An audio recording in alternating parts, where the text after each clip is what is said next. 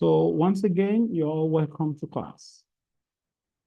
And like I mentioned earlier, we'll be doing a bit of hardware description language programming in this class. And our focus will be the VHDL, which is the very high-speed integrated circuit hardware description language.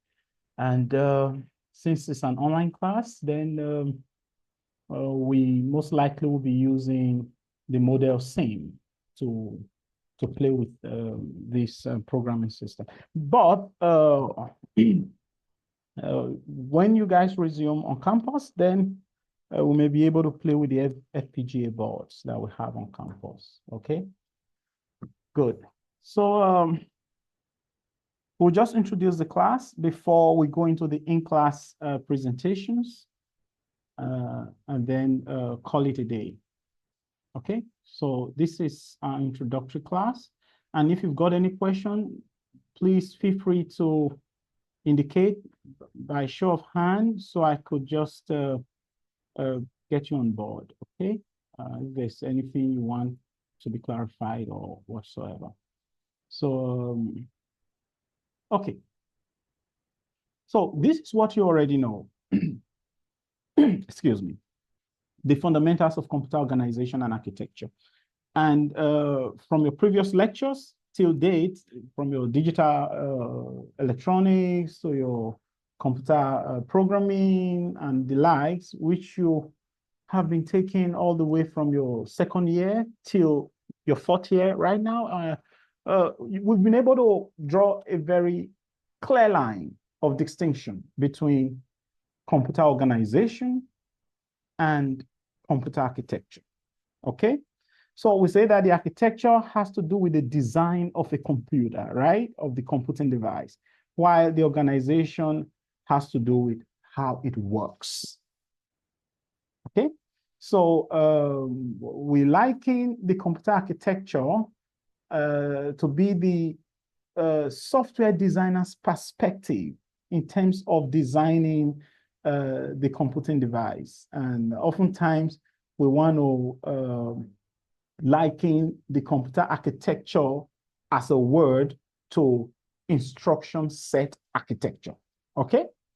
But well, beyond that, the computer architecture does not only deal with instruction set, it also deals with the memory addressing techniques, okay? The bit representation of data, input-output mechanism, okay?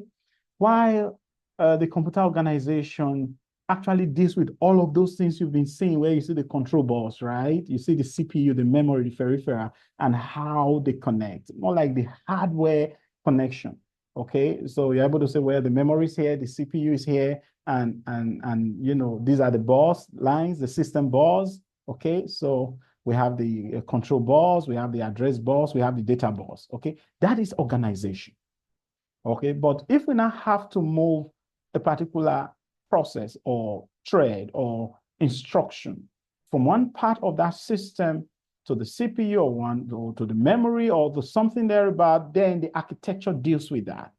And if we have to do that, we have to do some programming.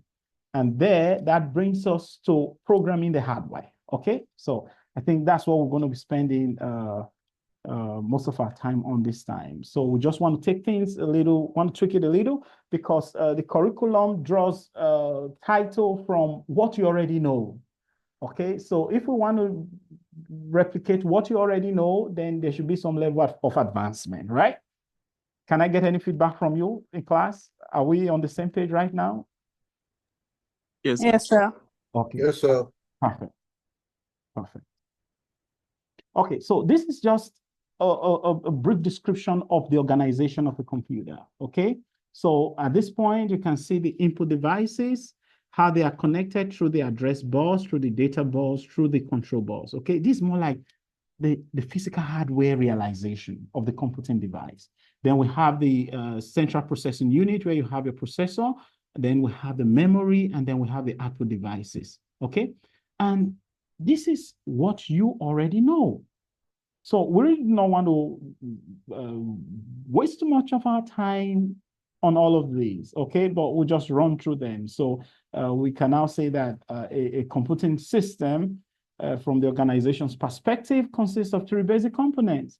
The CPU, where we have to perform the execution cycle, okay? We're still going to come to that execution cycle very briefly, where we have to fetch, decode, and execute, okay? So that's about the basic activity going on in the CPU, okay? So, and it performs that execution cycle forever. Okay, so it will fetch an instruction from the memory, then it will decode the instruction, that is, it will identify that instruction, then to execute the instruction, that is performing the action specified by the instruction. That's what the CPU does, okay? And for the CPU to be able to do this, it will have to relate with the input devices, with the memory, with the output devices. And so you want to liken it to the brain of the system, right? Okay. But here, the bus lines are actually used to represent the electrical signals, okay? So we have, and we'll call them the system bus, and there are about three of them, like you can see here. So we have the address bus, the data bus, and the control bus, okay? So here we talk about, you know, the system bus performing the bus transaction, okay? Now, if you look closely, you see that the address bus is a unidirectional group of lines, okay? So it moves from this point to this point, it moves from this point to this point, but it's, this is unlike the data bus. Now you see the arrow on both sides on the data bus because the data bus is bidirectional, okay?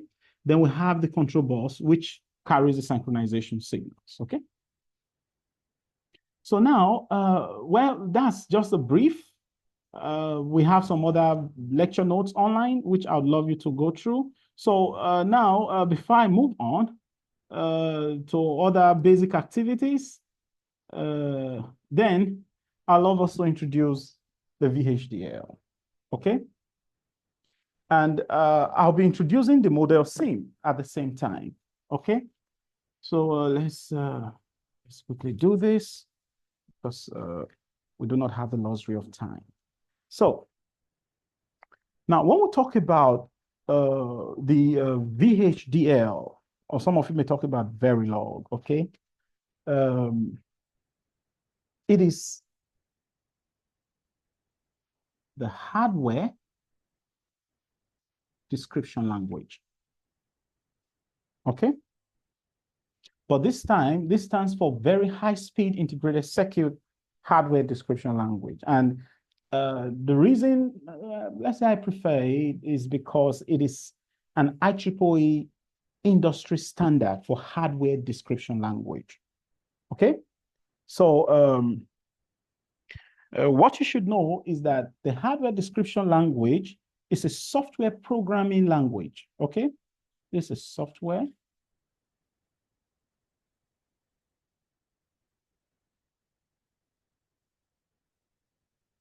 programming language.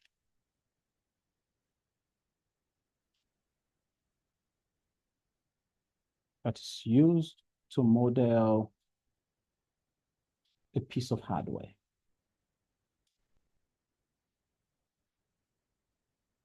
I know so far in your computer programming, you've been able to play with C, C++, C#,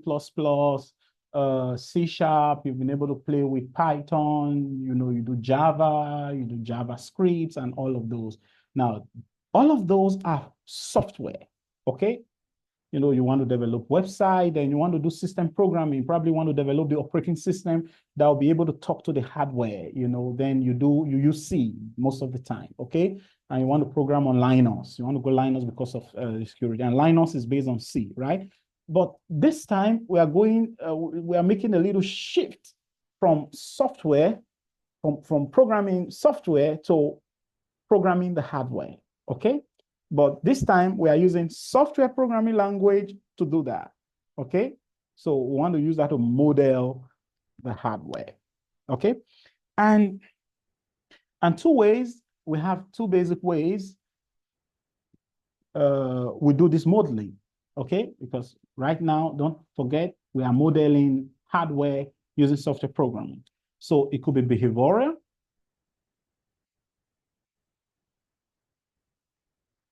It could also be structural, okay? Now, we also have the logic gate model, okay? So I won't really go into that right now. So I'll just base our analysis on the behavioral and the structural, okay? So in this case, we are describing based on the input-output response, okay, for behavioral, okay? While for the structural modeling, the components are described by interconnecting the lower level components or the primitives, okay? So here we want to do some kind of building blocks. We'll put the building blocks together for the structural.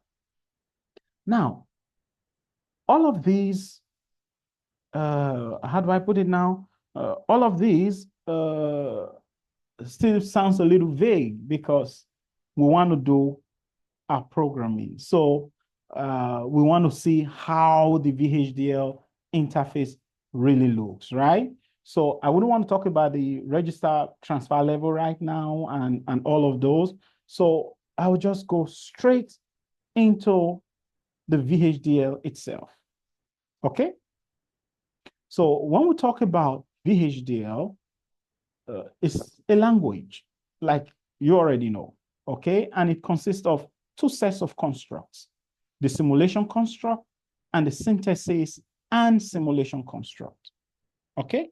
And the VHDL itself has some statements. And those statements, like you already do in your regular high-level programming languages, is that the statements in VHDL terminates with a semicolon, okay? And as you will see shortly, if we do not include this semicolon in some of the statements, it will not run. We will not be able to compile, okay? So VHDL is equally white space sensitive, it's white space insensitive, and it's not case sensitive also. Now I could use AND to represent the AND gate in cap. I could also use AND in lowercase to represent it. It will understand. I could use NAND in cap, or I could use NAND in lowercase. Then it knows that we are talking about, you know, the NAND gate. You know, I could use cap or I could use lowercase or. You know, it's not case sensitive. But whatsoever I define, that is what it takes. Okay. And then, how about the comment lines? So we want to pass a comment. So if we want to pass a comment, all we need to do is to put, so is this, you call this hyphen or dash, right? Or better still, this, okay? The delimited comment, okay, for delimited comments. So, but this is for single line comments in VHDL. Now, if this is clear, which is just a basic overview, then let us go to the design unit, okay? Let's go to the design unit. VHDL design unit. So afterwards, we'll just pull up. I'll try to share the ModelSim, then we'll see how that goes. So for the design unit, we have the entity, then we have the architecture, then we also have the configuration, and then we have the package, okay? But basically, in most of our programming, we are going to be making use of the entity and the architecture, okay? And you're going to see that shortly, and you see how this works, okay? So I think I should just pull it up already, or, okay, well, let me still make a little description, okay? Let's make a little description. So let's say what this is. Now, when we talk about the entity, this is where we define the input and the output interfaces. Okay. So for the input, we use in, for the output, we use out. So if it's a system that performs both input output, then we could say in out. Okay.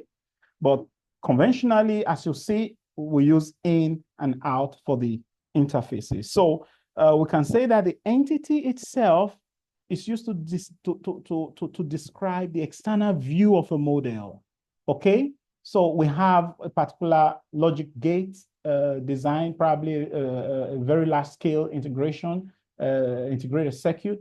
Now we have all the input interfaces. We have the output interfaces, probably 5 inputs, then 5 outputs. Then we want to define all of those. Okay, say A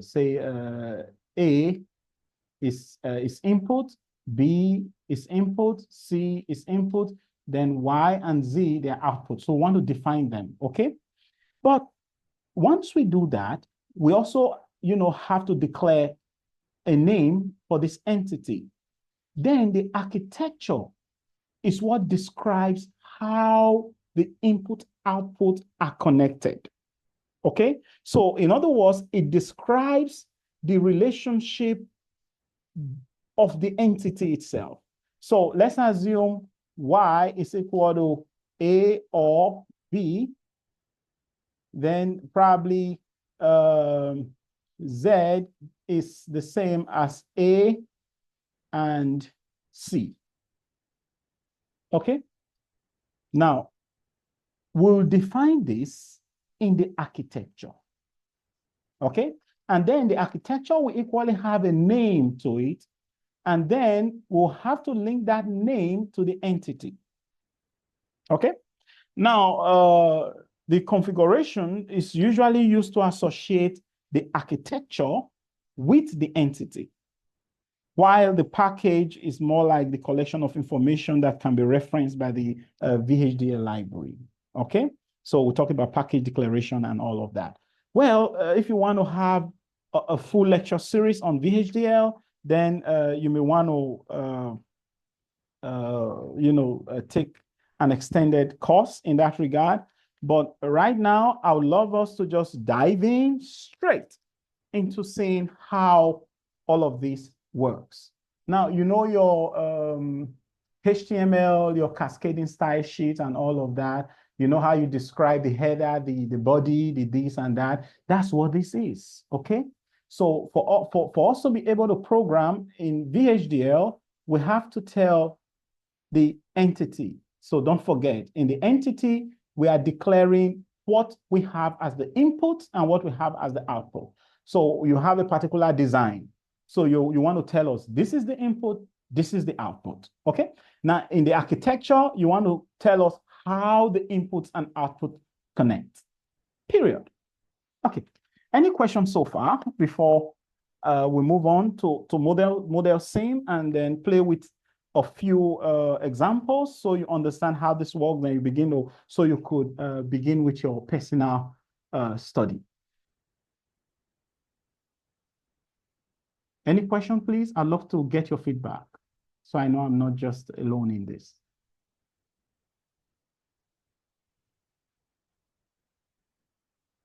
You can unmute and tell us, please. Any feedback?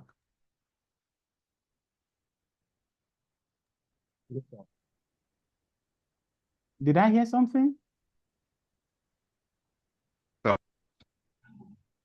I can barely hear you. Jeremiah, what did you say? Yes, sir. I wanted to ask, can you repeat what you explained as configuration and package, please, sir? Okay, for the configuration and package. Okay. Now, yeah. I said, well, for the configuration, it links the architecture and the entity. Okay, that's where we are able to associate it. Okay, because VHDL naturally allows, multiple architectures to be associated to probably the same entity. So in the configuration, we are able to give that, description. Okay. Oh, bless you. I don't know. Okay, thank you, sir. I don't know if that is clear, because thank you, sir. Now we could let's say for now, let's assume. Okay, let me just put it this way. Now the configuration usually is declared in this manner. The configuration is the keyword, right? Then we have to give it a name, okay? Probably Jerry, right? For Jeremiah. So when I say of the entity name, what is the entity name? Probably we gave it CPE4177. Then is, okay, so these are keywords, configuration of is. So configuration of the name, because at the end of the day, we are going to end this, you know, just more like when you have an if statement, then you have to end if, right? Isn't it? So at the end of this configuration, so we are going to end configuration,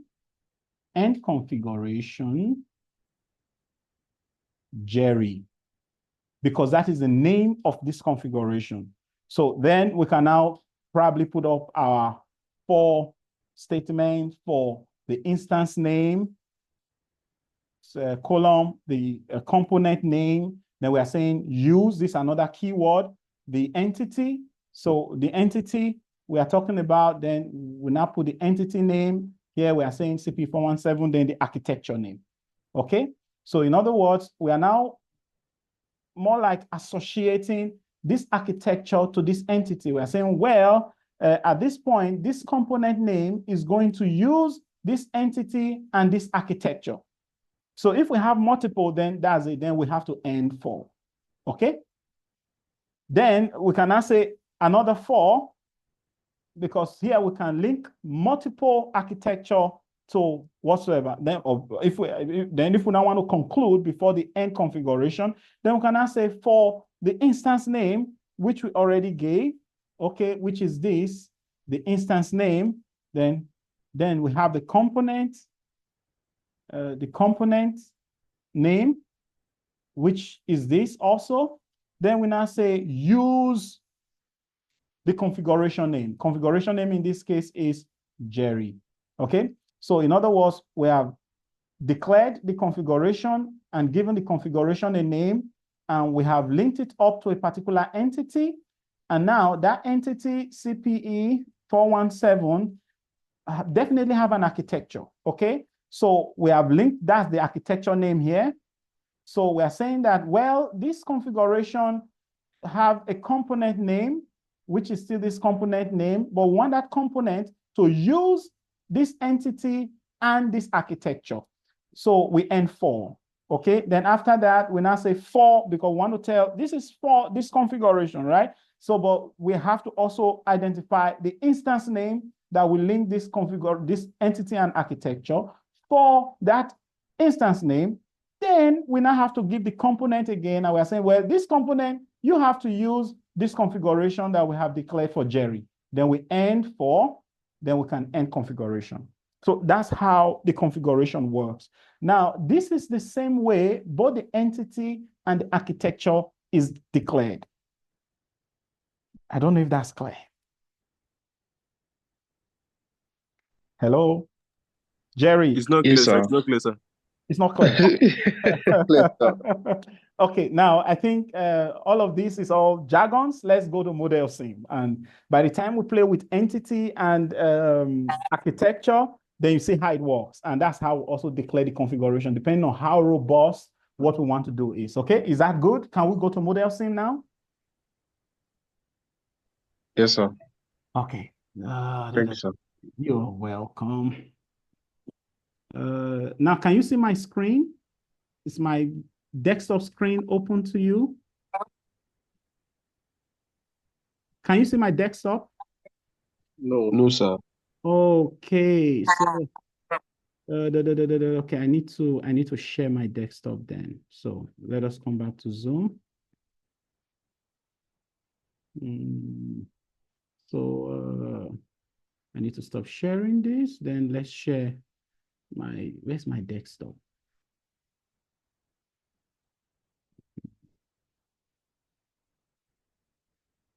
Okay, so this is this desktop? Okay, let us share entire screen. No, you can't see my desktop still, I guess. Okay, so this is what will happen. Let me open I'll open this. So I'm literally loading the ModelSim. I see your desktop, sir. You can see my desktop, right? Yes, sir. Can you see the ModelSim loading? Yes, sir. Okay, that's good news for us. Okay, now this is ModelSim, okay? Now, we just want to do one or two things here, and then you guys will begin your presentation. Okay, now in this ModelSim interface, this is file. So from file, we can equally open up a new project, okay? But this is also from Jumpstart, we can equally open a new project. So I will use the Jumpstart to open up a project. But mind you, you see some directories here. Now, all of these directories are very important, but everything we get to do is in the work directory, okay? So let's Jumpstart. So let us do something very basic. You already know your gates, right? We know these are gates, we use them, the AND gate, OR gate, NAND gate, and all of that. We could use them for switching, we could use them for this. But how do they really translate into hardware implementation? So we want to program it now so as to drive hardware, okay? So let's assume this is the interface, the IDE for our FPGA board, okay? So we want to tell the hardware to perform simple gate operation. So let us start with AND gate, okay? So I have to create a project. So we'll give it a project name, AND_gate. You guys are programmers already, so you know why I just use underscore. So we want to separate those two words, but we could also call it AND gate put together. It doesn't matter. Now you see that the default library is work because it's going to be saved in this work and it's under example. Well, that's fine. I don't want to change all of those. So I just hit enter and then hit enter. So it's going to tell me, well, I've created a work project, but I need to create a design file. So I want to create a new file, right? So, well, what I want to do is AND gate, right? So AND_gate, let's say design, right? That's fine. So that's what I want to do. So you see that we can actually select different file types. So we could do Verilog if I want to do Verilog. Verilog seems to be very straightforward because just use module, define the input and all of that, then bam, boom, you go on. Well, but then you have to begin to play with some syntax, you know. Well, but for your VHDL, my AND is AND gate, my NOR is NOR gate, XOR is XOR gate, so I just feel more comfortable. And it's IEEE standardized. So we can also do system Verilog, we can do VHDL and all of those, but here we want to do VHDL, okay? So we select that, enter. Now you see that we already have our AND_gate design here. Now we could create multiple files, but I'm just interested in one, so we close this, okay? So the next thing to do is to double click on this. So once we do that, then we have the interface where we'll be able to begin our coding, right? That's it. So just like you do in your Python programming and the likes, you want to import some libraries, right? So, well, this IEEE, so I want to import some libraries, library IEEE. But if I don't do that, well, it will use it by default, but let's just do the right thing, okay? So in subsequent activities, I may not do all of these. I may just go straight into doing my entity, my architecture, configuration package, and all of that. Boom, everything will run, but it will use it. But let us import them. So that's library IEEE. But now I want to use IEEE dot standard std, right? Then underscore, want to do logic. So this is logic. We are playing with logic underscore 1164.all, right? Then boom, semicolon. Now you observe that I include semicolon on everything. Now, by the time we compile, we shouldn't have errors. But should I omit any of the semicolon or semicolon, then we may have some issues. Now, remember what we talked about, okay? We now want to do VHDL programming. Then in VHDL design, we should have the entity where we define all our inputs, but we want to do simple AND gate. So for our simple AND gate, I don't know if I can still do some writing here. Okay, let us see. I'll just do a little writing here. So for our simple AND gate, you know, we have X, Y, Z for instance. So these are our inputs. Then this is output, right? So we have 0, 0, 1, 1, 0, 1, 0, 1, right? For the AND gate, that is AND gate X, Y, Z. We have X and Y is equal to Z. And now it means that 0 and 0 should give us 0, 0 and 1 should give us 0, 1 and 0 should give us 0, 1 and 1 should give us 1, isn't it? This is your simple AND gate. It's as simple as that. So the logic, this is the logic. This is what we should get as our response. So we want to define our inputs at this point, okay? So the next thing is entity. With the entity, we are able to define our input, right? So let us do entity. We have given that, then we are going to give the entity a name. So I want to give it AND gate, AND underscore gate. That's the name of the entity. So I want to say is. So this entity that I've described as AND gate is, then I have to define the port, right? The port. Say port, then in bracket. So X is my first input, right? X is my first input. So with a full column, I separate that. I call it my input. But this input is standard logic. So I repeat std underscore logic, std underscore logic, then with a semicolon. Okay? With a semicolon. Then I can also define my second output, Y, with a full column, is also input, and we call this std underscore logic with a semicolon to separate that. Then I will now have to define my output, which is Z. That is now out. Then std underscore logic. So I close the bracket for the port, then with a semicolon. Okay, so you now see that we have described our entity, then we have assigned inputs, and we have defined the input and output terminals in this case. So the next thing I want to do is to end my entity. So I'll say end. What's the entity name? And underscore gate. And underscore gate, then with a semicolon. Okay, so the next thing now is to go to architecture. Architecture.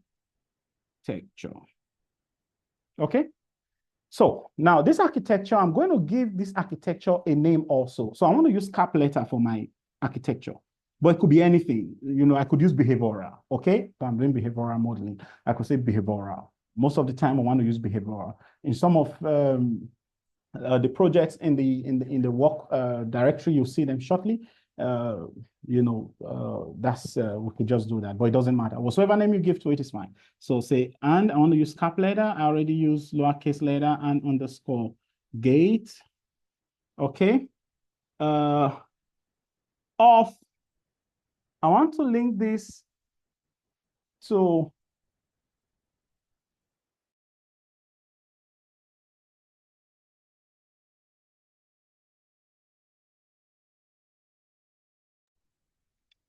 so this is and underscore gate of. Now, hope you can all hear me still, please. Yes, sir. Okay. Now, you see that we have the entity name. So with this architecture is going to use the port defined in the entity. So we have given the architecture name, but we are saying that this architecture is of what entity? Then we now put the entity name and underscore gate. Then is. Okay, so we have defined that. Okay, so then the next thing is, just like the entity is described with port, then the architecture keyword to start that is begin. Okay, so for us to begin, now I want to define the Boolean expression. that describes or that, relates the input to the output, okay? So how the internal operation of this logic. So I want to describe that now. So, and that is what Z, the output is what? Z. So we can say this is less than, equal to X, and we are doing AND gate, Y, then with a semicolon. So that's that. So we end architecture. Then with a semicolon. Now, we end architecture, but the architecture name, right? End AND gate, and underscore gates, then semicolon. So our code is up, and this is just as simple as it is, okay? So the more complicated it is, then say for instance, I want to design something that is more ideal, then I want to define signals, okay? I want to define signals before I begin, okay? So we are going to be saying that often, as we move on. So we just describe the signals and all of that. Then I could also put comments. So this is the end of the code, okay? Then the entity, I can just put, well, here we begin, okay? So let's see if we have any issues with our code. So we want to compile. So you come back to this point, and then you right click, and then you compile. Now, if we had more files, we want to compile all, but we want to compile selected. So there is one error. So where is that error? So we now have to look critically, okay? So there's an error somewhere in our code. So now we want to figure it all out, okay? So what have we done wrongly in this? So who can tell us? So let us look. Underscore logic this, okay? In std underscore logic, xy.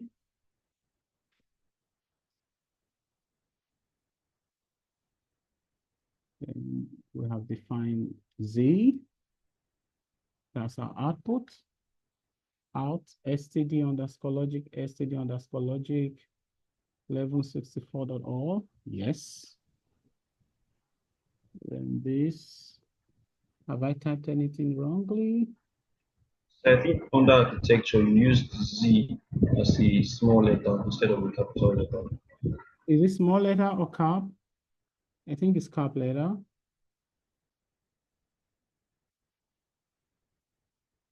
Z. So let us, okay, fine. Now, here's the problem. It's not going to compile. So let us save. Then let us compile. Now, it didn't compile because I didn't save, right? Now you can see compile of and underscore gate design was successful. So should I alter this? For instance, say I change this to all. For instance, it could be lowercase anyway, or. Now I have to save, Control S, or I hit the save button. Then if I compile selected, then it should compile. But now we are playing with the AND gate, right? So let us go back to our AND gates. So I save, then compile selected, boom. So it means our code is up and running. But let us assume I omit this semicolon, okay? Then save. Then let us compile. You see, it's telling me compile of and underscore gate, VHDL failed with one error. So I could click on that to begin to track that and all of that.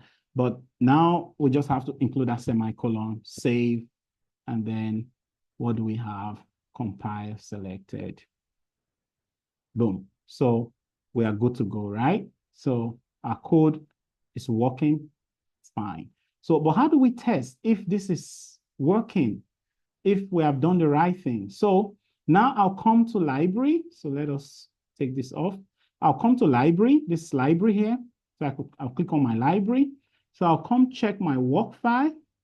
So I have quite a number of, arithmetic logic. Well, we're going to be talking, you have to talk about reduced instruction set architecture and all of that. So I've done some coprocessor, core communication, where I have dual core and direct map cache and all of those things. So where FIFO have other, quite a number of things, pipelines and all of that. So, but these are AND gate here, okay? So our AND gate is here. So I'll just double click on it. So it's going to load and open up. And then we now have this, okay? Well, I don't want to clean this interface here, so just get used to it. Well, let's clean it because you already know what our AND gate result should be. So let us clear our drawings so we're able to see clearly. Okay, so now we have this. So now, once I right click on this, I want to add wave, okay? We want to see the wave performance, okay? So you see we have the X, Y, and Z. These are all of the inputs and all of that. So I can right click on my X. Let us, the first two inputs are zeros, right? 0. So I okay that. Then let us include the input for my Y, which is also 0. I okay that. Then I'll hit the simulation button. Okay, let's keep this here. Simulate. So this is my simulation button. So you look up this way and you see this arrow run. So you see that they're all zeros, right? So let us change our Y to 1. We'll force that to 1. And then let us simulate. Now we have 1, 0, 0, 1, but our output is still 0, okay? So then we have 1, 0, 1. Then this, and change this to 0. Then the output, so if we run, so this is 1, this is 0, our output is still 0. So now we're supposed to get an output of 1 when both inputs are high, okay? So let us see how that works. Boom. So our output here is high when both the inputs are high. So this is what it is. So now you are able to program the hardware components using some software solution. That's what the VHDL is really all about. Okay. Now I think I don't want to go way into this anymore. I already explained how you can go about this. It's not more than this. It's as simple as this. So once you know your inputs, you know your model that relates your input to your output, you can just load them into the entity architecture, and then you're able to check the response in the wave diagram to see, okay, well, is this performing the way it should perform? Then we could also put this in some hardware component and all of that, and we say, oh, you're doing hardware description language. Now, I have quite a number of stuff running here. You know, we can look at, this is the dual core. So I can shut this down, and then let's see.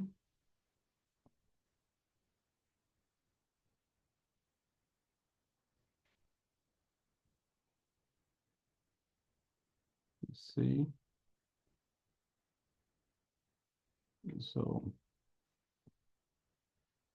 this is more like a dual core, a multi-core system. So we have the clock input, the start input, then input underscore A. These are all input logic. So we are taking on values from 7 to 0. Then we have output of the first core, and that's of the first processor, second processor, where you have core i5, core i8, and all of that. So this is what we're actually doing, okay? So we have given values, the input, the things that what each core will be performing and all of that. So we're now defining the architecture.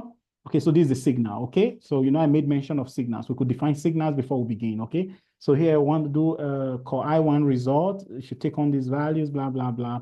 And then— Sorry, sir. Yeah.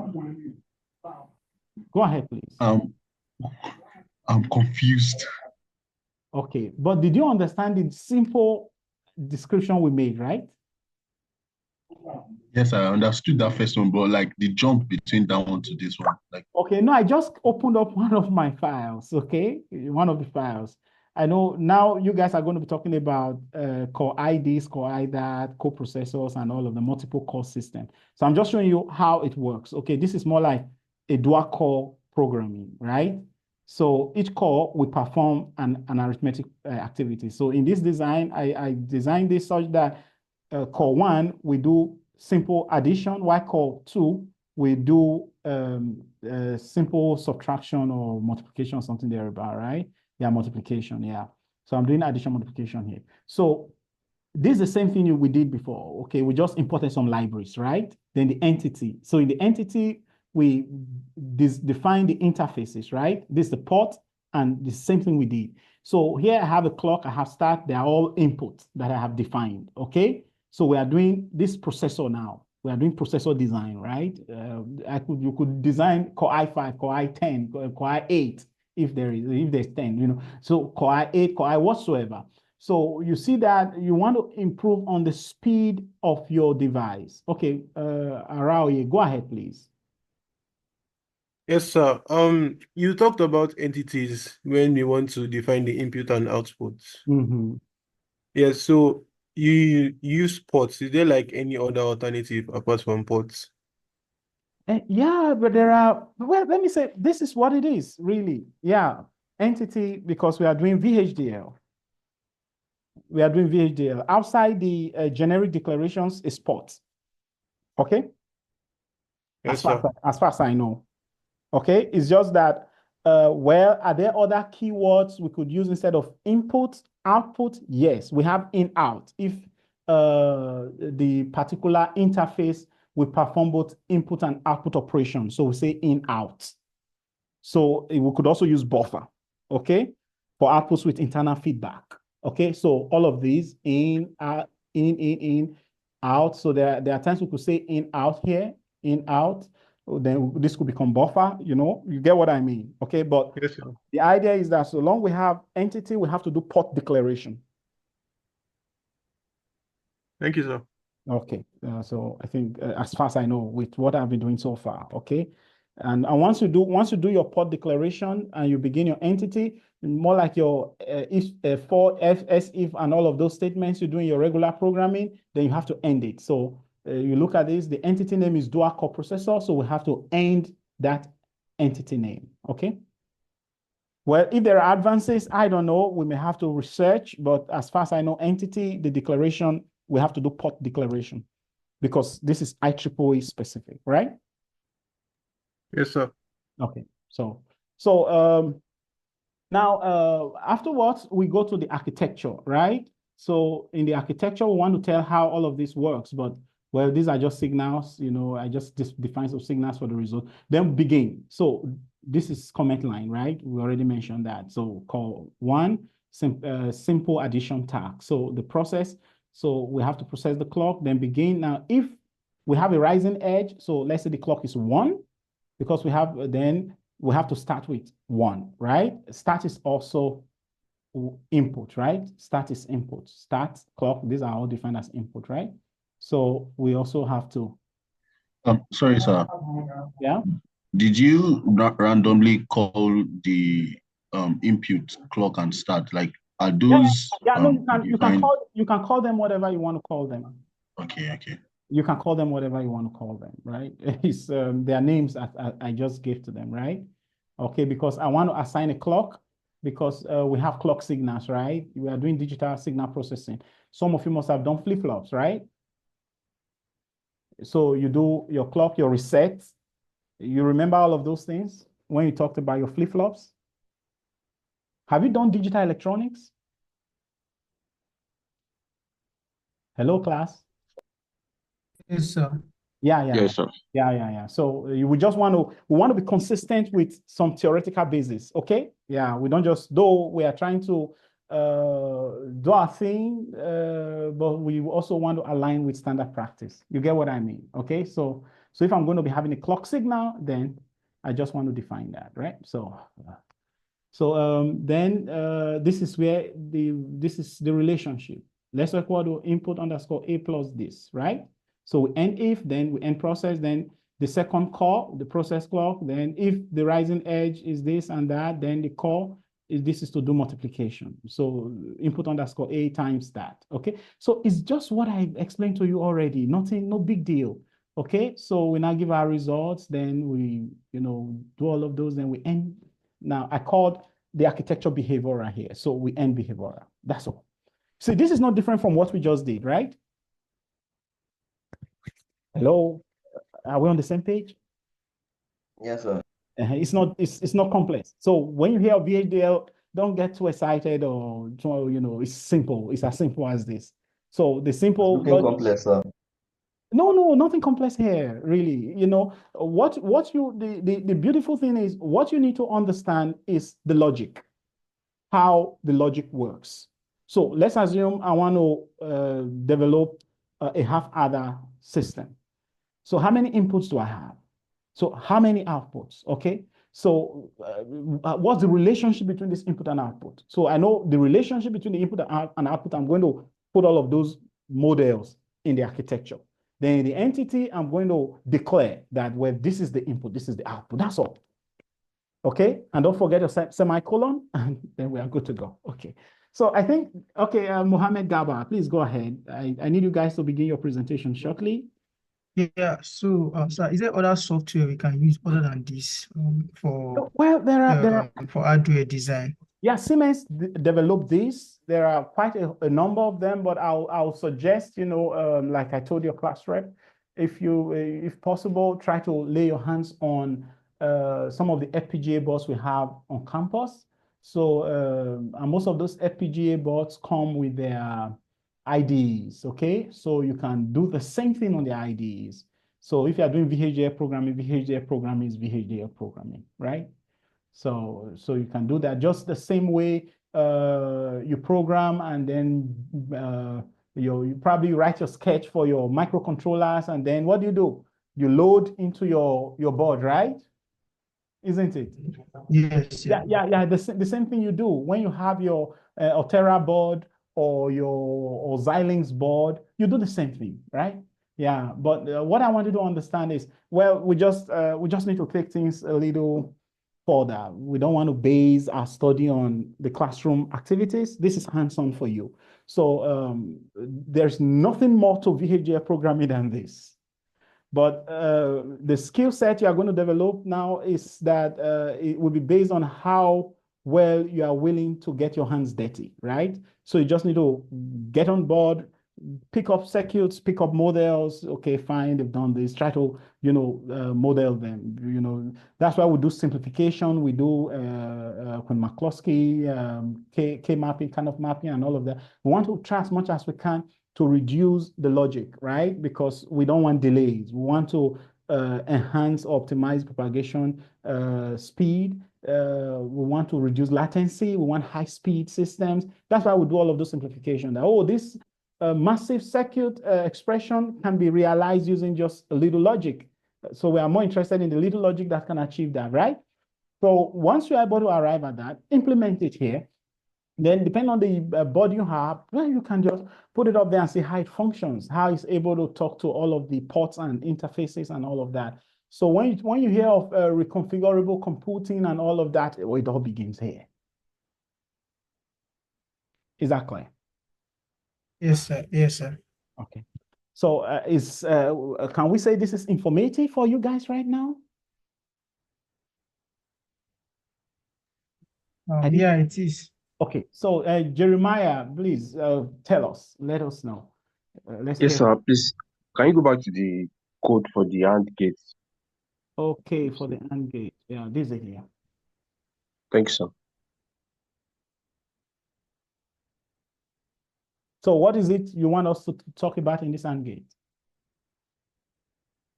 I just wanted to check it, sir. Okay, well, Thanks, sir. you're going to have the video still, so we'll try to upload the video, don't worry. So you can always play back, and I'm sure that's fine, right? Yes, sir. Thanks, sir. So now let's move on. Let's stop sharing this and then let's go back to slide. Okay. Boom. Okay, we are back here. So we are done with the introduction to VHDL. And what's the next thing to do? Yes, computer architecture. Okay, yeah, well, I already gave a brief background on what computer architecture is. So we want to talk about the instruction set, the storage hierarchy, data paths, control, and all of those. And we have a few of those here, the x86, the advanced RISC machine, reduced instruction set computer. Then we have the von Neumann, we have the Harvard. You know, you've been talking about all of these things in class, right? So you know so much about Harvard, what Harvard is, when it comes to splitting the memory into two parts, right? Then you now talked about your reduced instruction set computing, your complex instruction set computer. Yeah, perfect.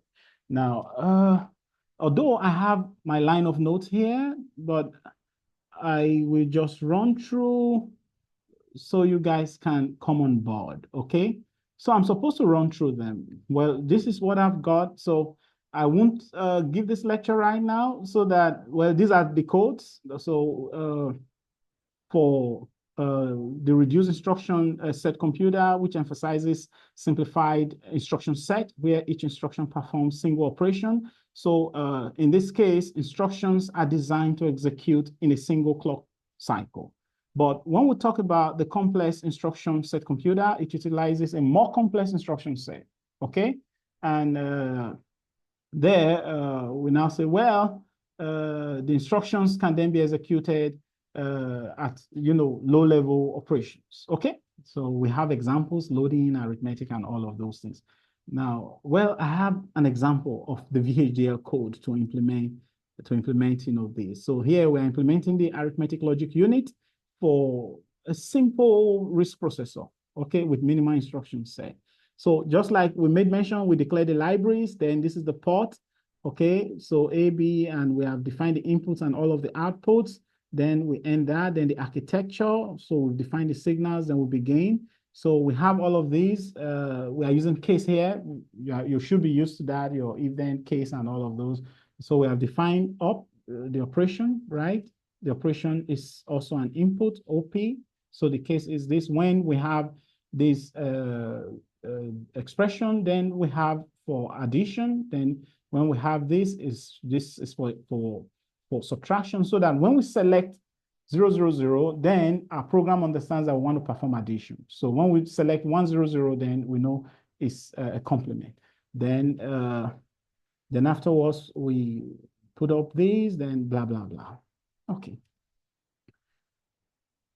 Now for pipelining in CPU architecture, it allows overlapping instruction execution by breaking them down, you know, and here we also have a simple three-stage pipeline VHDL code, right? Okay, so that's just this. Then I just want to run through so that you guys can begin your interaction. So I want to know how much you have learned so far. So now I'm going to stop sharing. So we have the Superscalar Architecture, which describes CPU design capable of issuing and executing multiple instructions per clock cycle, you know, through the utilization of multiple execution units. So we also have, you know, a superscalar. This is the implementation of two arithmetic logic units to operate in parallel on separate inputs, okay? So, so we have the port declaration. So all of this is the input. Then we have all of these. Then we have our output. Then we are able to define this and all of that. So we have case one, case two, right? So then when we talk about the out of order execution, where we say it's a technique in which instructions are executed based on the availability of data and execution units rather than the program's original order, okay? And Well, this is a simple code representing the out-of-order execution setup with a simplified reorder buffer, okay? And then we have the memory hierarchy. You know, I know we've talked about this in previous lectures. So, but the memory hierarchy is a structured arrangement of memory types, okay, from the fastest and smallest, which we have as the registers and the cache, to the slowest and largest, which we have as a memory or main memory or secondary storage or hard drive, your SSDs and all of that, okay? So the cache will have layers or levels, okay? So we have level 1 to 3, okay, based on their speed and pattern of operation, right? So we have a direct map cache using VHDL code here, okay? So we are able to play with that on this. So the files, you know, I wish we could just run them, but well, we do not have the luxury of time. And the write policy determines how changes to cache data are handled and synchronized with main memory, okay? So the choice of write policy affects cache performance and coherence. So we have the write through, write back, write allocate, and then the no write allocate, on and blah, blah. So here we have a write through policy where each cache write operation is also written to main memory, okay? So implementing that on VHDL, okay? So these are some of the files you just saw, you know, in my work directory. I'm sure you'll be able to access them. And the virtual memory, you're still going to do system programming. I would know probably in your final year or something there about where you begin to play with Linux and do some, you know, you want to design operating systems and all of that. So, but the virtual memory allows the system to extend the physical memory by using, you know, a portion of the storage as additional memory space, right? So, you know, these are full of theoretical bases. Then we have paging, you know, and here paging is a memory management scheme in which processes are divided into fixed size pages and physical memory is divided into frames of the same size. Yeah. So, well, you already have your notes. I've seen your notes. So I will come back to what you have learned, right? So here we have VHD implementation of the first in first out based page replacement policy. Okay, so here I think we made mention of that first in first out, right? So and then we have the same, just what we already mentioned. We declare the library, we have the entity, then we have the architecture. That's all. Then we end the architecture. Nothing complicated. So here the multi-core. I remember I opened up a dual-core processor system implemented on VHDL. Okay, so with this, we want to enhance, optimize the system. Today we have the I-core series, and you know, so you just one click away, and the processing unit is becoming faster, and systems are now enjoyable to use. So how do we do that? I just showed you one, right? So it's a form of segmentation. So we are separating different operations, more like dividing different operations to be handled by different processors. So, and then we optimize the system and all of that. So, so we have a dual core processor where each core performs addition and multiplication tasks in parallel. So that's that. So I already showed this to you, the code. So, and then, okay, this is still a parallel processing. So it involves dividing a task into smaller subtasks that are processed concurrently across multiple cores or processors, right? So, so here we have a VHDL demonstration of a simple communication scheme where two cores, which are the processors, share a data bus to communicate intermediate results, okay? So we have all the files, so, and then the hardware software co-design. So that's what we started with, okay, where we did VHDL, right? So we want to see how well now systems are becoming really enjoyable to use, likely because we can do both hardware, software design on the same platform. So co-design environment often combine HDL with high-level languages like the C, C++, you already know, System C, and on, okay? So And here we have the VHDL code illustrating a simple processor that performs a mathematical operation with when instructed by the software, right? So we're just trying to play with some ideas here. Okay, so that's fine. So from my end, I think I'm good to go. So any question right now? So I'm going to pull the system down, and then I think I already enabled everybody to share. So I'm sure group one is here, so they can just share their file. So I'll stop sharing. So group one, over to you. Let us see what you've learned within the week as far as this topic is concerned. Your time starts now.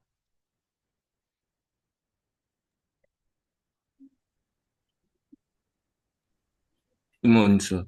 Yeah, good morning. Please, can you share the slides? Well, your slide is not, yeah, go ahead. I'm talking to one of my classmates. Yeah. Okay, okay. Are you all present? Because we're not up to 66 in class. So how many of you are present? So we need to know that. We're all present, okay. If possible, just put up your videos. Let us see your faces. So let's see who is here.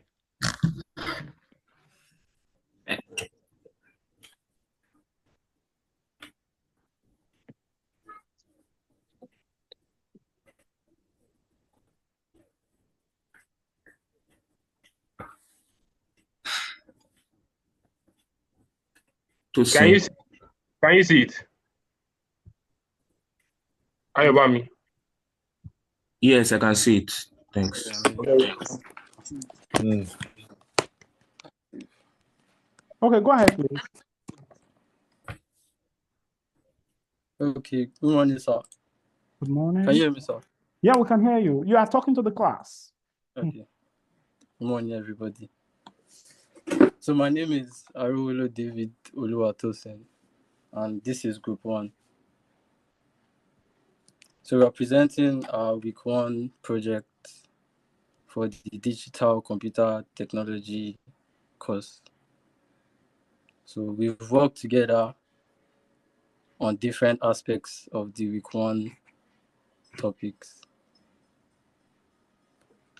So we talked about how we can use hardware and software, how we can intertwine them. That's talking about hardware, software, co-design. And then as we go on, you hear from the other members of the group. They will talk about the exploration of computer architecture, pipeline, superscalar architecture, memory hierarchy, introduction to multi-core and parallel processing, and all of that. So please, you have to expedite action because we have 2 minutes to wrap up our class. So right. reduce to 5 minutes. Over to the next person. Okay, based on the in-depth exploration Let of us know computer, your name. my name is Joseph Okefe. Okay. Go ahead, please. Okay, so based on the in-depth exploration of computer architecture, we know that computer architecture is basically the designing of structure and basically how the system works and operates and the performances in general. So a processor is the brain of the computer, responsible for executing instructions and processing data. So the processor has instruction sets, and based on those instruction sets, they are categorized into CISC and RISC. CISC stands for complex instruction set computing, and RISC stands for reduced instruction set computing. They came about due to the fact that they wanted to like bridge the gap between high-level languages and hardware to have a compact low-level language instruction. So under CISC architecture, they basically execute complex tasks with a single command. Yes. So this reduces the number of instructions needed to complete a task. So it has several advantages. They are more versatile, can handle complex operations. They potentially have smaller code size. Examples are they are used in desktop and server computers. So please the diagram, please. This one. Yes. So the diagram basically I want to try to explain each section in this CISC architecture. So the control unit basically oversees the whole operation that goes on in the CISC architecture. The instruction and data parts, let's picture this as a factory. The instruction and the control unit oversees the whole operation in the factory. The instruction is the tool, while the instruction is the tool, while the instruction is the tool, while the data part is the resources. The cache serves as a quick storage where you can get the instruction and data. The main memory basically encompasses the whole instruction and data. The micro program control unit is like a subsection under the control unit that also like oversees some little operations. So the RISC architecture, this basically optimize basically has optimized set of instructions that carry out its operations in one single clock cycle. Under that one single clock cycle, it fetches the code and executes. So advantages, it has faster execution, better energy efficiency, and lower hardware complexity. Examples are ARM processors, widely used in mobile devices and embedded systems.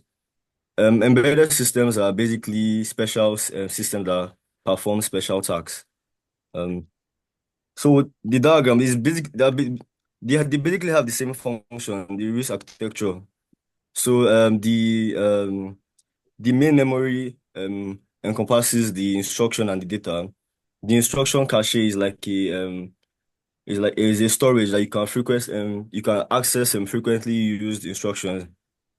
Data cache, also the same thing, a storage that you can access frequently used data. The hardware control unit oversees the whole operation. The data part links the data, like after taking in the instruction, it basically like links the data to perform a particular task. So comparison of RISC versus CISC. So based on the instruction sets, they are small and simple. The CISC is large and complex. Execution speed, RISC is faster, CISC is slower. Based on pipeline efficiency, RISC has higher pipeline efficiency, CISC lower pipeline efficiency. Power consumption, the RISC is lower. Under CISC, it is higher. Then memory access, register to register, CISC memory to memory. So there are also hybrid architecture that is basically like a fusion of both RISC and CISC architecture. So this is quite advanced. Modern processors have this feature of both RISC and CISC. So the blending aims to create a processor that achieves both high performance and energy efficiency, which has led to the adoption in a wide range of devices. Yeah. Next section. Are you the only one doing the teaching? No, I worked on the RISC and Go ahead. CISC. Someone else is going to take the next section. It's fine. Yes. Yeah. Yes. Can anyone hear me? Yes, Can anyone hear me? Yeah, we can hear you. Okay. Okay. My name is Bankole James, and I'll be talking on the techniques used to improve this CPE architecture performance in terms of instructions executed per unit time and speed. And some of these techniques include pipelining, superscalar architecture, and out of order execution. The pipelining helps by dividing the processing of the instruction into multiple stages, allowing the multiple instructions to be processed at different stages simultaneously.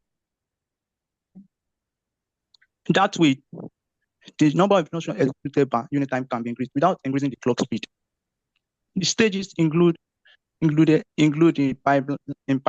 include fetch, decode, execute, memory access, and write back. Can you please turn to page 12?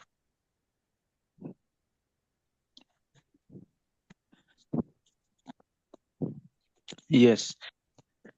On that page, the instruction is fetched from the memory, and the code under the code, the instruction is interpreted, determine the required action and operand, then execute the specific operation, just like ALU operations is being performed. The memory access, if needed, the instruction reads or writes from or to the memory, then write back the results of whatever the performance carried out is being written back to the registered on memory. Then we move on to the superscalar architecture. The superscalar architecture helps execute multiple instruction per clock cycle by having multiple execution units. That way, the CPU fetches multiple instructions at once and decide which ones can be executed in parallel, provided they don't depend on each other. It increases performance as more instructions are being processed at the same time compared to scalar processor here, where one instruction is being handled at a time. We have examples. We have a case where CPU with multiple ALU is used to handle several operations simultaneously. Then we go to next slide. Next slide, please.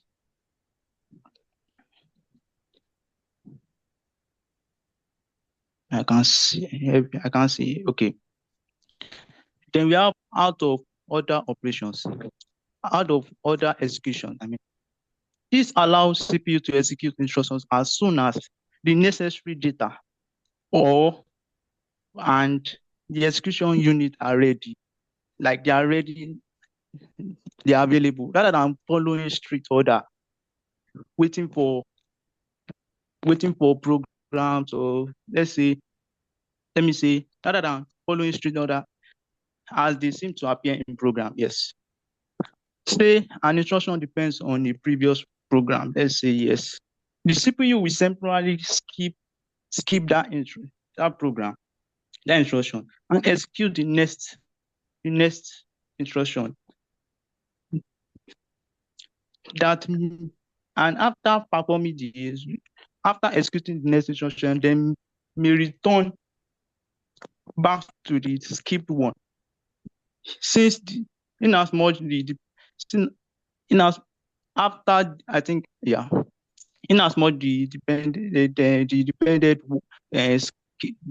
skipped dependent one had been restored here. Let's say down.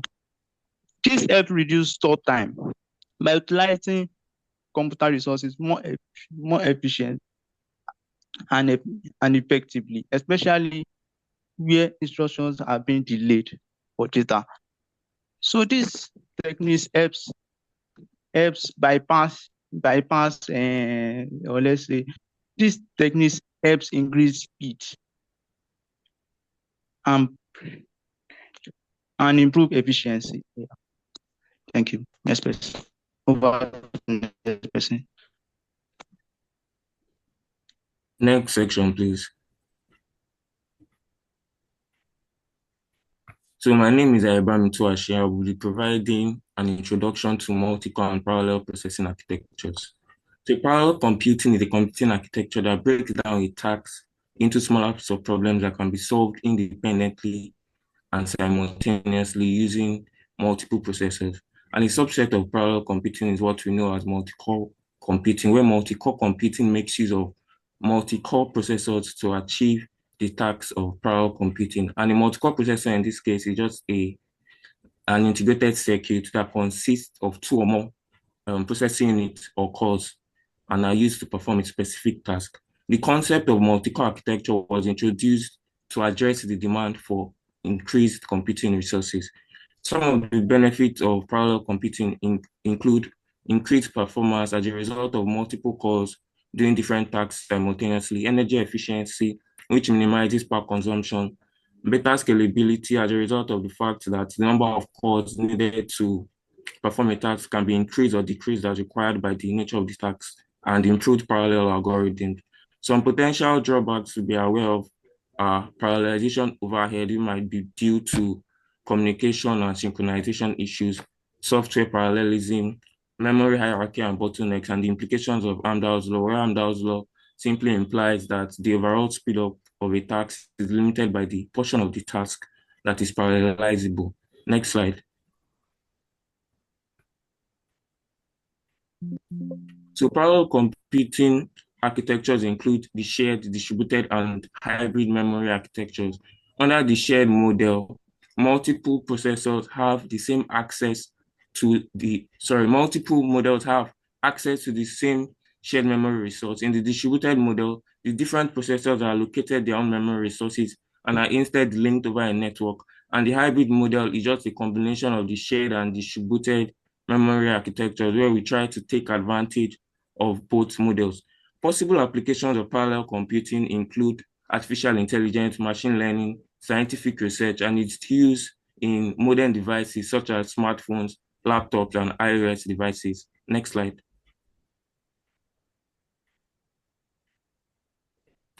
Michael Flynn also introduced another mechanism for categorizing systems based on two important criteria, namely data and instruction stream, where the instruction stream refers to the sequence of instructions that can be processed by the CPU, while the data stream refers to the data traffic that is exchanged between the memory and the processor. So Michael Flynn came up with four major categories for classifying systems, which are the single instruction, single data stream, single instruction, multi-data stream, multi-instruction, single data stream, and multi-instruction, multi-data stream systems.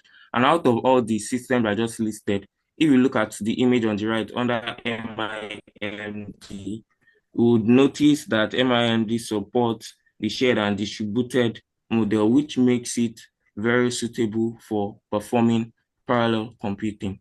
Thank you. Next section.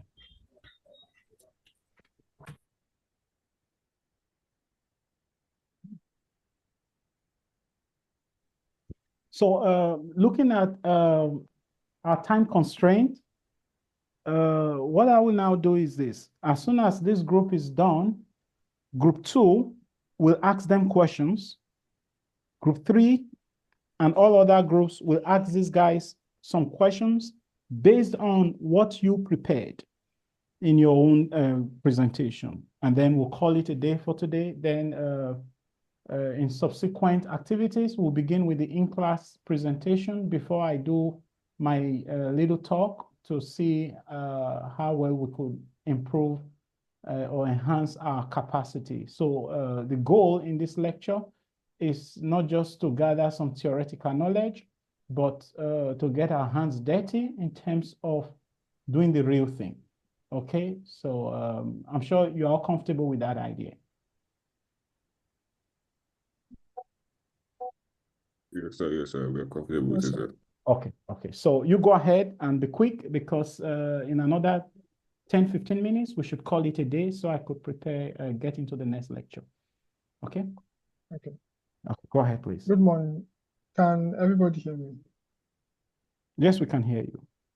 Okay. My name is Oluwaseyi Adeshina, and I'll be talking on memory hierarchy, in particular cache memory organization and write policies for cache memory. So in computer systems, the memory is organized into levels based on certain characteristics. So this is what we know as memory hierarchy. So these characteristics typically fall into performance-based characteristics, efficiency, and some of these characteristics in particular for this memory component geared towards low cost, high speed, high density, volatility, read and write capability, low power. So at the top of the hierarchy, we have the cache memory, right? Because the cache memory has a low physical size and storage capacity, but very high speed for read and write operations. And the cache memory in particular is placed between the CPU, that's the processor, and the main memory. So it's like a high-speed buffer that just basically performs read and write operations quickly. So retrieving data and instructions quickly from the main memory to the CPU. Next slide, please. So you can see in figure 6, the memory hierarchy we're talking about, from the CPU registers down to the backup storage, talks about how they are arranged from most expensive, smallest in capacity and speed, down to the least expensive, highest capacity and slowest. So the closer the memory component is to the CPU, the better the performance. So the trade-off between each memory component somehow accumulates to how performance of the computer is, right? So the cache on its own has 3 separate levels: the level 1, level 2, and level 3, and it sits in between the CPU and the main memory, as you see in figure 7. So the level 1 cache happens to be the fastest, right, and the least in memory or storage size. So next slide, please. So for the cache, since this cache memory is segmented into the level 1, level 2, and level 3, so read operations are easy, are simple to carry out, while for write operations, there needs to be a policy or a write policy behind how write operations are carried out. So that's basically what cache write policies are. And we basically have 2 main cache write policies, which are the cache write through policy and the cache write back policy. So the cache write through policy just basically means that information or data or instructions which are to be written to the cache is from the processor is going to be written to both the cache and the main memory simultaneously. And a benefit of this is that it is simple to implement, right? And a disadvantage of this would be the fact that the performance will be reduced since you are having duplicates, right, or writes that are basically going to be for 2 memory devices at the same time.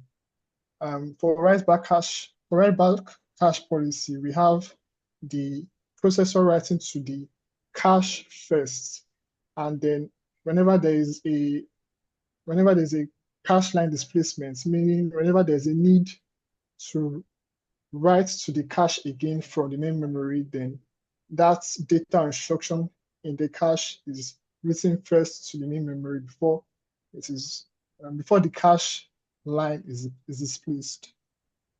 Okay, so next slide. Okay, yeah, then these are my references for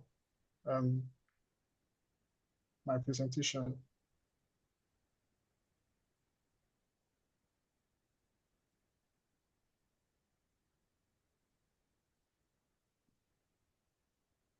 So I think the next person can take over.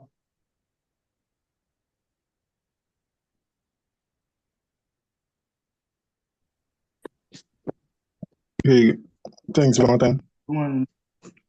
I think on virtual memory. It's used to automate the movement of program code and data between the main memory and the secondary storage to give the appearance of a single large store. So what that simply means is that it's a form of memory management technique that makes the main memory appear much larger than it is from the processor's point of view. So we have the reasons for using virtual memory. Next slide. Then number 1. Can you hear me? We can hear you. Go ahead, please. To accommodate large programs, which means it allows large applications to run even when they cannot fully fit into the main memory. Then number 2, system flexibility across different hardware.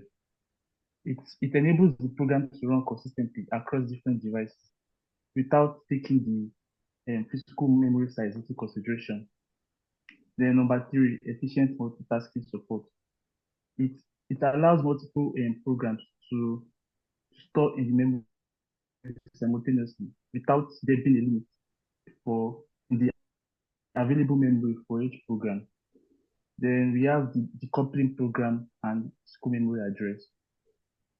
it enables programs to use virtual addresses, which are independent of the physical memory addresses, allowing the operating system to manage memory. Next slide.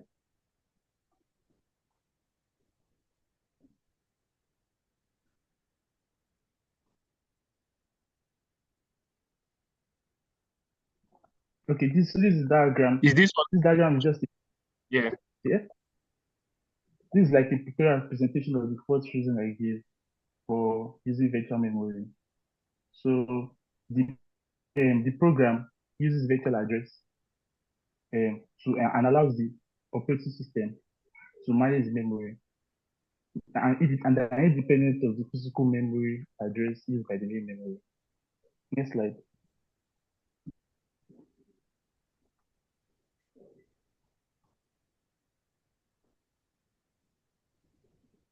Paging.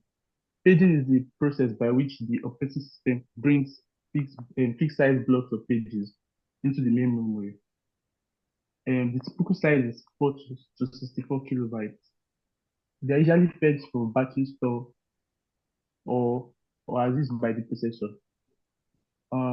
The real address is used to access the cache and main memory. The low order bits address a particular location in the page, while the upper bits access the page table that determines whether this particular page lies in the memory or translate the upper address bit if the page is present. So usually the tables perform address translation and memory, and the mechanism for the translation called the TLB, translation look aside buffer, must be used to speed up this translation. It's a simple register system, usually consisting of 64 to 256 entries that save recent address translations for reuse. Right. Next question.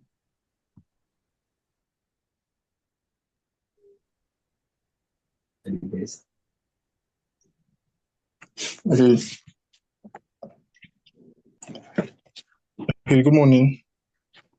Can you hear me, sir? Good morning, I'm with you. Okay, I'll be taking the introduction to hardware and software co-design. So hardware software co-design basically is the concurrent design of both hardware and software components of complex systems with the goal to optimizing design constraints, reduce costs, power, and speed. And currently, the main divisions of technology that epitomize and optimize hardware software code design are artificial intelligence and machine learning. So the importance of hardware software code design in our day-to-day activities, increasing complexity of today's systems have made the use of these code design techniques imperative for successful system designs.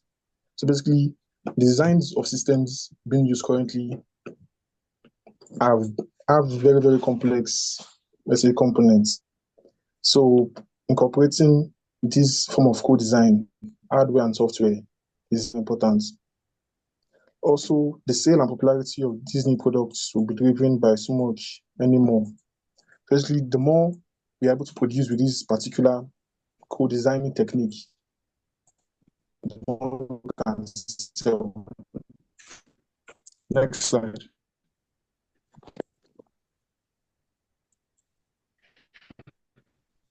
So, seeing as this is just the introduction to this hardware and software code design generation, the problem of partitioning a given functional specification into hardware and software parts was the main area of focus.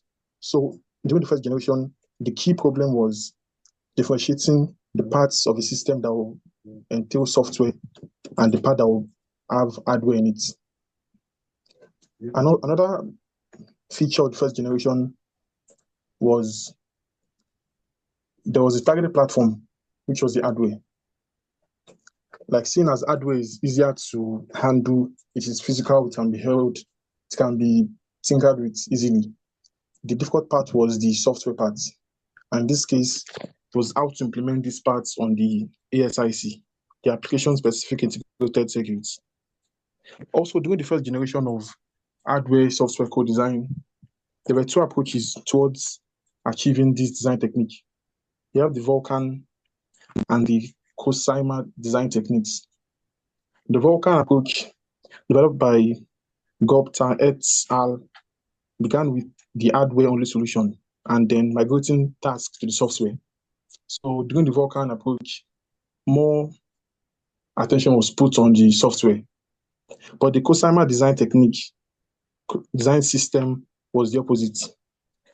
A lot was focused on the hardware and the software. So on the right, the figure 9, the difference between the traditional design and the hardware software co-design techniques. We have a diagram, starts the hardware section, the software section, and the final integrated products. Next slide. So the second generation, the main problem was more than partitioning hardware and software into different parts, but having more complex designs of architecture, which included multi-CPU systems, which my teammates has already explained, the CISC, the RISC, and the others. And also software was simulated with virtual model processors. Since things were a bit more developed by that time, they could simulate some designs virtually. Now, the third generation is what we live in right now, So where our co-design techniques, co-design technology has come across levels of design environments. Try to wrap Okay, up. yes, sir. Next slide. Yeah. Okay, so let's go to the. Okay, so the fundamental issues in hardware software design techniques, like selecting the model, the architecture, the language to write it in, and the partitioning system, which is a very key part. Next slide. And finally, we have types of hardware software co-design techniques. The traditional one, which was using the first generation, partitioning and spatial designs. We have emerging techniques, which was using the second generation, model-based, like virtual modeling and hardware discussion techniques, HDLs. Next slide. The third generation techniques, we have modern and the latest innovations. Like I said earlier, optimization of hardware software co-design techniques, machine learning and AI. Optimizing hardware based on software requirements and cloud-based co-design platforms. So that's mainly what hardware software co-design techniques are about. So that's all, sir. Okay, now that's good. So Oluwa Damilola is not available. Ayokunle and Emmanuel Peter, they are not available. Sir, I'm here, sir. No, Emmanuel I'm the one helping us with slides. sharing my screen. Who? Emmanuel. I'm Emmanuel. I'm around, so I'm sharing my screen. I'm the one sharing the screen. Okay, but you didn't make any contribution, right? So yeah, I made contributions, sir. By sharing the screen. No, not only by sharing the screen. We divided it amongst ourselves to be effective. So I added to the first subtopic. But you didn't make any presentation today. That's what I mean. No, sir. Exactly. So, well, we do not have your input. Then no, I can say something on the one. Hold on. Don't worry. You've got nothing to worry about for now. Then Oluwa Damilola is not available. Yes, I was told she's no longer a member of the department. She's not available. Okay. So that's fine. I think for now, we'll have to end the lecture. I wish I could ask you some questions, but notwithstanding, we'll see how to bridge that gap. I have your report. So group 1 and group 7, probably you want to send a PDF file to me so I'm able to revise your report. And I'm sure we all follow through. So interestingly, our time will be up in 2 minutes. So other groups may not be able to present today. But notwithstanding, I'll be expecting your feedback for week 2 in project submission, and then we'll find a way to run through all of these. Then we'll ask some questions about this in our next lecture so that we are able to grade everybody. And then while you present your in-class activities for next week, also next week. So we'll try to split the time into 2 different hours. and then we should be able to cover all the grounds we could not cover today. So for group 2 to group 7, well, we are going to ask you questions on this, and then while you all present while you all make your presentations in the second half hour. So hope the class was informative today. Yes, it was. Okay. Yes, sir. So I wish you guys the very best. So we'll try to upload this video, and then do have a great day and welcome back to school. So I think I need to join the next class now. So do have a great day. Bye for now. Thank you, sir.